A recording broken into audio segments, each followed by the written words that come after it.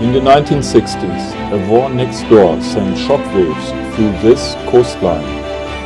Men arrived with a countdown in their heads, looking for one thing, a night that felt like freedom. And when demand becomes routine, a city learns to save time, rooms, drinks, lights, distraction.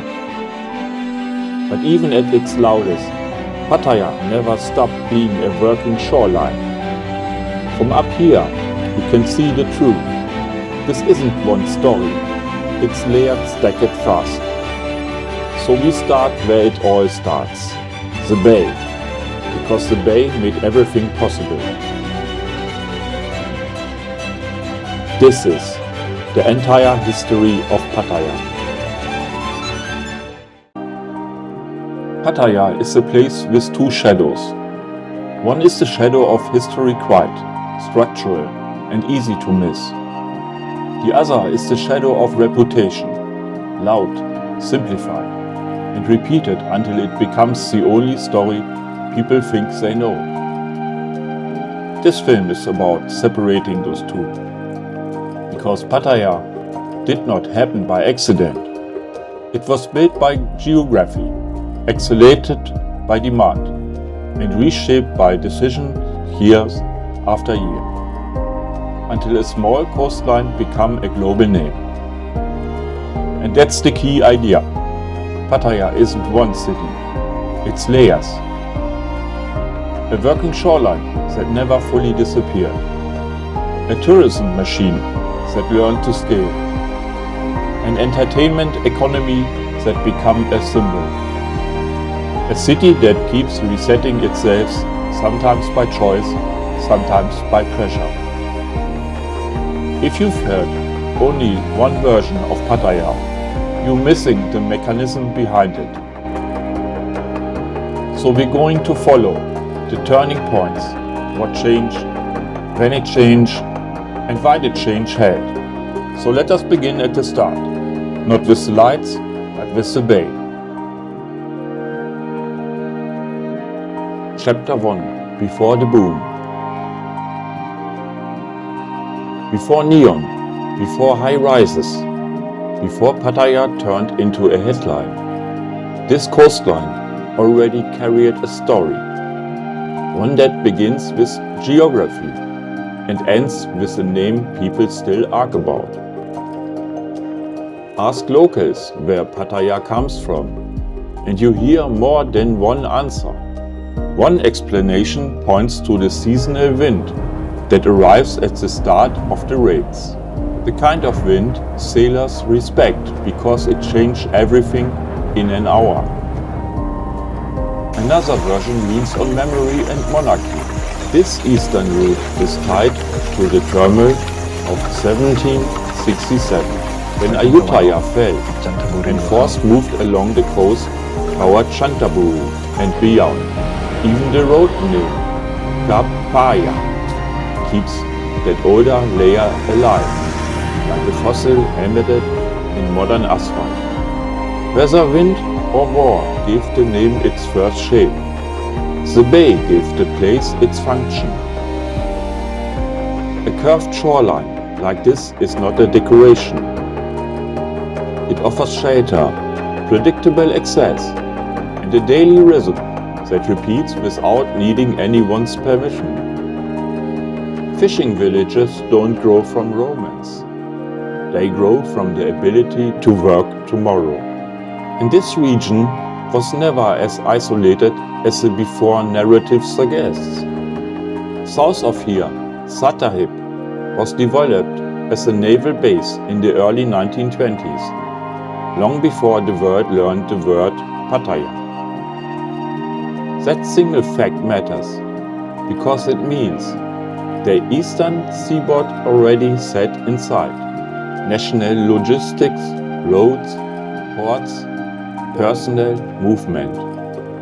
Quite on the surface, connected underneath.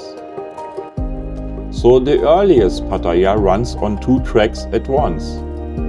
Track 1 is labor. Ropes bite into wood, nets rise, fold, go back into the water. Ice shifts in boxes. Engines come to life before sunrise. The pier becomes an archive without paper. Everything learned through repetition. Track 2 is escape. The bay is a workplace, but it's also a promise. A horizon that suggests distance from rules, distance from routine, distance from yesterday. That psychological pull, the urge to step outside your normal life, exists here long before nightlife ever does. By the 1960s, Bangkok residents began treating this coast as a beach retreat. Small, informal at first, driven by word of mouth. The early signal that escape could be turned into an economy. That is the hinge of Chapter 1. Pattaya does not begin as a planet resort. It begins as a functional shoreline that happens to sit close enough to reach and open enough to project meaning onto. Once a place becomes a projection, demand follows. And in the next chapter, demand stopped being occasional. A war next door turned movement into a system rules, logistics, personnel, and the bay that once served fishermen learns a second job, serving strangers.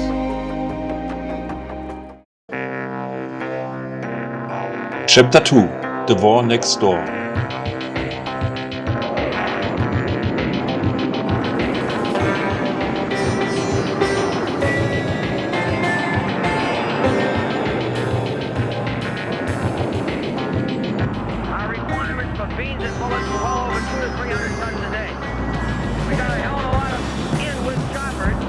Vietnam was the Cold War made physical. An insurgency, a conventional war, and a political struggle at the same time. The conflict escalated into a massive US-led air and ground campaign. The fighting stayed across the border, but the logistics did not. Thailand became part of the war operating system runways, fuel, crews, schedules. Bases turned the region into a network built for speed and repetition. That's how this coastline enters the story. Thailand was not the main battlefield, but the Vietnam War era reshaped the region around it. From 1961 onward, the US Air Force operated from multiple bases in Thailand. Airfield expanded, supply chains thickened, and movement became routine. On the eastern seaboard, that routine had somewhere to land. The area around Sattahip already carried strategic great naval infrastructure, deep water, and the quiet discipline of a region used to supporting systems, not only seasons. In the late 1965, construction began on a new airfield near U-Tapao village. By June 1966, the runway and facilities were completed, and the base became operational soon after. When people live inside constant pressure, they look for controlled release. Not a new life, just a brief interruption. The military phase for that was R&R, rest and recreation. A short window to sleep, eat, love, and remember what normal feels like before going back. Pattaya sit close enough to be reachable and far enough to feel like elsewhere. That distance matters. A few hours can separate beauty from freedom, even if the freedom is only borrowed for a night. So the small fishing village begins to change. At first, the transformation looks small. More rooms available, longer opening hours, more transport, more places designed for outsiders rather than neighbors. Then those small adaptations stack up. The day stretches. The waterfront becomes a magnet. Money circulates at hours when fishing towns used to sleep. People don't just travel, they talk. They describe where the pressure loses its grip. They pass the story along, and the story travels faster than fact. Soon the name Pattaya starts to mean more than a bay. It becomes shorthand for a certain kind of break from ordinary life. War did not invent Pattaya. Geography made the place workable. The next chapter begins when that momentum hardens into infrastructure. Early hotels, early roads, and the first bars are ready to open. Chapter 3. First hotels, first roads, first agogos.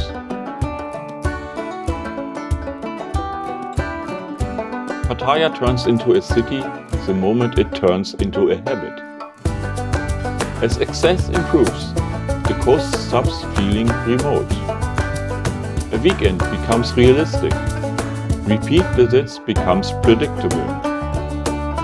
And predictable demands invites the first serious investment. Rooms you can book, not just beaches you can visit. By 1964 to 65, early proposed built hotels appear small by today's standards, but decisive as a signal. Bookable changed the entire equation. Once a place can be booked, it can be marketed. Once it can be marketed, reputation begins to outrun reality. In the late 1960s and into the 1970s, Pattaya's shoreline started to professionalize for outsiders. More accommodation, more late hour, more service designed for visitors on a schedule. The town begins to sell a certain kind of break from ordinary life. And this is where an imported entertainment format arrives. The go-go idea does not originate in Thailand. One widely cited route is in Paris, France. The first go-go opened there in 1947.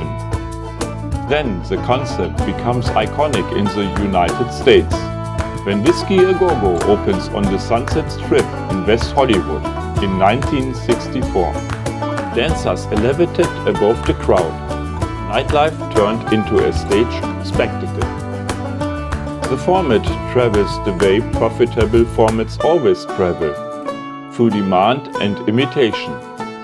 By 1969, Bangkok's Patpong has a landmark often cited as the first go-go bar there, the Grand Prix, linking Western club aesthetics to Thailand's emerging nightlife economy. Bangkok becomes the testbed, Pattaya becomes the expansion. Because Pattaya already has the necessary conditions. Visitors arriving with limited time, looking for release, and willing to pay for it. Beer bars multiply. Music venues follow. Then performance-focused venues appear. The next layer of specialization. By 1978, Pattaya has a name that still represents that early area. The Tahitian Queen Agogo on Beach Road. Widely cited as the city's oldest surviving go-go bar. At the same time, one street captures the broader shift. Walking Street begins as a walking road serving the fishing economy. Through the 1960s and 1970s, it tilts toward hotels, bars and restaurants. Shaped by the R&R era, demand and later mass tourism. In the 1980s, cabarets and discotheques hardened the district into a destination. This is the turning point of Chapter 3. Pattaya stops being a coastline with nightlife and becomes a nightlife economy with a coastline. Once that happens, growth speeds up, attention concentrates, and the old systems struggle to keep control. The next chapter is the response, a legal transformation. Pattaya becoming a city with special rules, built to manage the momentum already in motion. Chapter 4. A city with special rules. In the late 1970s, Pattaya had outgrown the way a small coastal town is normally managed. A destination creates problems a village never has to solve. Constant traffic, fast construction, public services under strain, and a reputation that can change an economy overnight. Once demand becomes permanent, governance becomes part of the product. So the Thai state responded with law. In 1978, Pattaya was placed under a special local administration framework. The act was published on October 30, 1978, and took effect about a month later. Soon after, on November 29, Pattaya was granted city status. 2 dates, one message.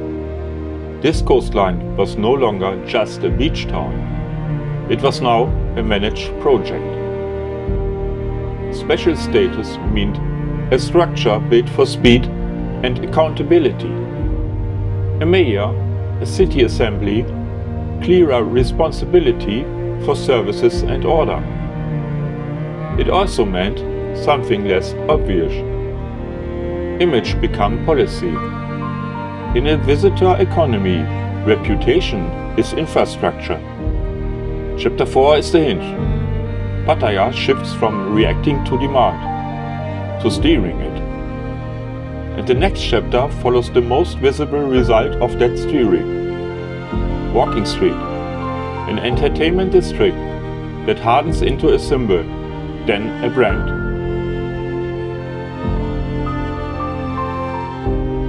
Chapter 5. Walking Street and the entertainment engine. Walking Street is not just a street, it's an engine. This road started with practical waterfront access movement. Supplies the need of a working coast. But as Pattaya visitors' economy grew, the function flipped. The street began serving attention. That concentration matters. Nightlife scattered across the city stays local. Nightlife compressed into one corridor becomes a symbol, and symbols scale. Soon, Walking Street stops being a location and becomes shorthand for an idea. Freedom, access, curiosity, escape. Visitors export the story. Media amplifies it. Demand returns in the shape of the story. In the 2020s, the engine keeps recalibrating. You can hear it in the playlist and languages. Indian-oriented clubs pushing Bollywood nights, Russian-speaking venues and Cyrillic signs aimed at a changing crowd. The strip adapts to whoever arrives, fast, because that's what an engine does. This is the paradox that follows Pattaya from here on. The more the city is known for one strip of nightlife, the harder it becomes to be seen as anything else. So this chapter isn't a verdict, it's a mechanism. A coastline that's once sold fish and now selling a feeling. And the next chapter begins when that feeling becomes a problem to manage. Crisis, crackdowns, and reinvention. Chapter 6. Crisis, crackdowns, reinvention. Every city built on attention eventually collides with the consequences. Pattaya's pattern is cyclical. Rapid growth, public backlash, a push for control, then reinvention under a new slogan. Not because the city changes its mind, not because the forces shaping it never stop competing, but because the forces shaping it never stop competing. Tourism revenue, public order, politics, and a reputation that refuse to stay neatly packaged. When nightlife becomes the global symbol, it attracts two kinds of pressure at the same time. One comes from the inside: overcrowding, disputes, scams, accidents. The other friction of a district running at full speed. The other comes from the outside. National campaigns, international headlines, and the constant demand to clean up an image that saves the city and embraces this. So Pattaya learns a new skill, the reset. Crackdown appear in waves, visible policing, high-profile raids, sudden rules, sudden closures. The goal is rarely to increase the entertainment economy. The goal is to manage the optics, reduce the chaos, and draw a line that can be shown on camera. And when pressure rises in one area, the city doesn't stop, it shifts. Over time, a noticeable share of entertainment shifts away from walking streets into other zones, especially U-Tapao and its side streets, where the nightlife feels less like a single stage and more like a spread-out ecosystem. Beer bars, late-night venues, smaller clusters, different price points, different crowds. The engine keeps running, just in a wider layout. In parallel, a second storyline grows stronger: diversification, family-friendly branding, beach improvements, events, festivals, sports, malls, new attractions, new infrastructure. A message to the world: Pattaya is more than one street. Then comes a modern rupture that no marketing team can outspin. In 2020, the pandemic hits and the engine stalls. Borders tighten, food traffic collapse.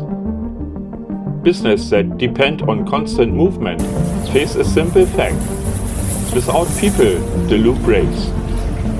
That disruption forces the sharpest reinvention in decades. Some venues disappear, others retool.